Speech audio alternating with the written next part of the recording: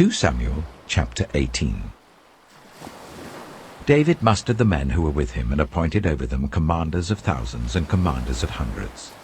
David sent out his troops, a third under the command of Joab, a third under Joab's brother Abishai, son of Zeruiah, and a third under Ittai the Gittite. The king told the troops, "I myself will surely march out with you." But the men said, "You must not go out. If we are forced to flee, they won't care about us. Even if half of us die, they won't care. But you are worth 10,000 of us. It would be better now for you to give us support from the city." The king answered, "I will do whatever seems best to you."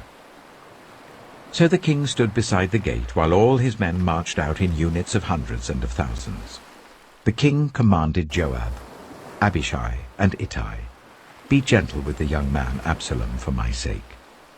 And all the troops heard the king give orders concerning Absalom to each of the commanders. David's army marched out of the city to fight Israel, and the battle took place in the forest of Ephraim. There Israel's troops were routed by David's men, and the casualties that day were great, 20,000 men. The battle spread out over the whole countryside, and the forest swallowed up more men that day than the sword. Now Absalom happened to meet David's men. He was riding his mule, and as the mule went under the thick branches of a large oak, Absalom's hair got caught in the tree. He was left hanging in mid-air while the mule he was riding kept on going. When one of the men saw what had happened, he told Joab, "I have just seen Absalom hanging in an oak tree." Joab said to the man who had told him this, "What? You saw him? Why didn't you strike him to the ground right there? Then I would have had to give you 10 shekels of silver and a warrior's belt." But the man replied, "Even if 1,000 shekels were weighed out into my hands, I would not lay a hand on the king's son. In our hearing, the king commanded you and Abishai and Ittai, 'Protect the young man Absalom for my sake.' And if I had put my life in jeopardy, and nothing is hidden from the king, you would have kept your distance from me." Joab said, "I'm not going to wait like this for you." So he took 3 javelins in his hand and plunged them into Absalom's heart while Absalom was still alive in the oak tree. And 10 of Joab's armor-bearers surrounded Absalom, struck him, and killed him. Then Joab sounded the trumpet, and the troops stopped pursuing Israel, for Joab halted them. They took Absalom, threw him into a big pit in the forest, and piled up a large heap of rocks over him. Meanwhile, all the Israelites fled to their homes. During his lifetime, Absalom had taken a pillar and erected it in the king's valley as a monument to himself, for he thought, "I have no son to carry on the memory of my name." He named the pillar after himself, and it is called Absalom's monument to this day. Now Ahimaaz, son of Zadok, said, "Let me run and take the news to the king that the Lord has vindicated him by delivering him from the hand of his enemies." "You are not the one to take the news today," Joab told him. "You may take the news another time, but you must not do so today, because the king's son is dead."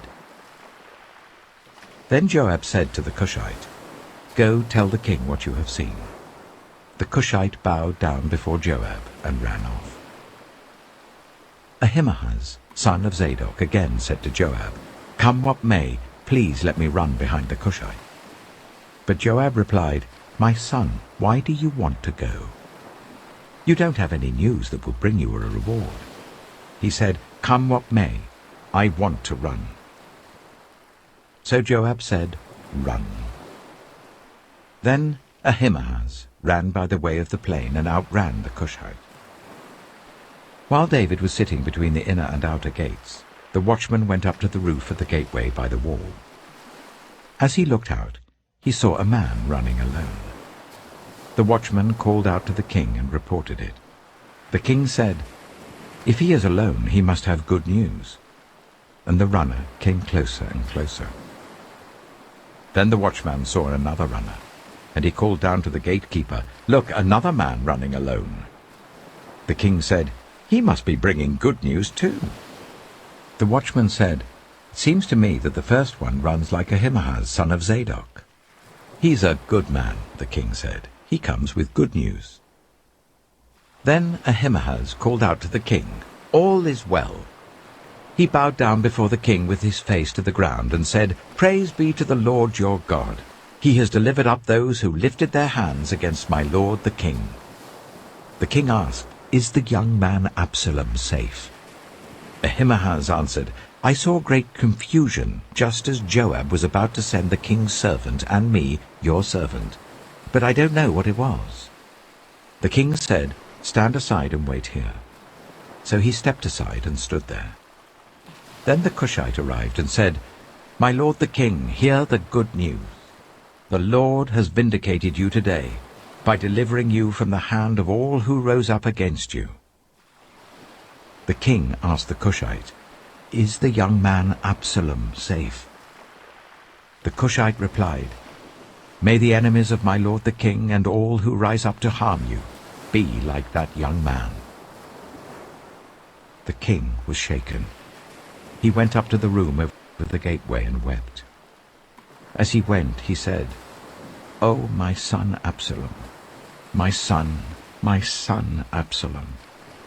If only I had died instead of you, O Absalom, my son, my son." 2 Corinthians chapter 11. I hope you will put up with me in a little foolishness. Yes, please put up with me. I am jealous for you with a godly jealousy. I promised you to one husband, to Christ, so that I might present you as a pure virgin to him. But I am afraid that just as Eve was deceived by the snake's cunning, your minds may somehow be led astray from your sincere and pure devotion to Christ. For if someone comes to you and preaches a Jesus other than the Jesus we preached, or if you receive a different spirit from the spirit you received, or a different gospel from the one you accepted, you put up with it easily enough.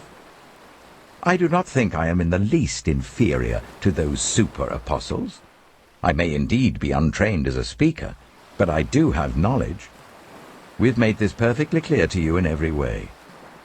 Was it a sin for me to lower myself in order to elevate you by preaching the gospel of God to you free of charge? I robbed other churches by receiving support from them so as to serve you. And when I was with you and needed something, I was not a burden to anyone, for the brothers who came from Macedonia supplied what I needed. I have kept myself from being a burden to you in any way, and will continue to do so. As surely as the truth of Christ is in me, nobody in the regions of Achaia will stop this boasting of mine. Why? Because I do not love you? God knows I do, and I will keep on doing what I am doing, in order to cut the ground from under those who want an opportunity to be considered equal with us in the things they boast about. For such people are false apostles, deceitful workers, masquerading as apostles of Christ. And no wonder, for Satan himself masquerades as an angel of light. It is not surprising, then, if his servants also masquerade as servants of righteousness. Their end will be what their actions deserve.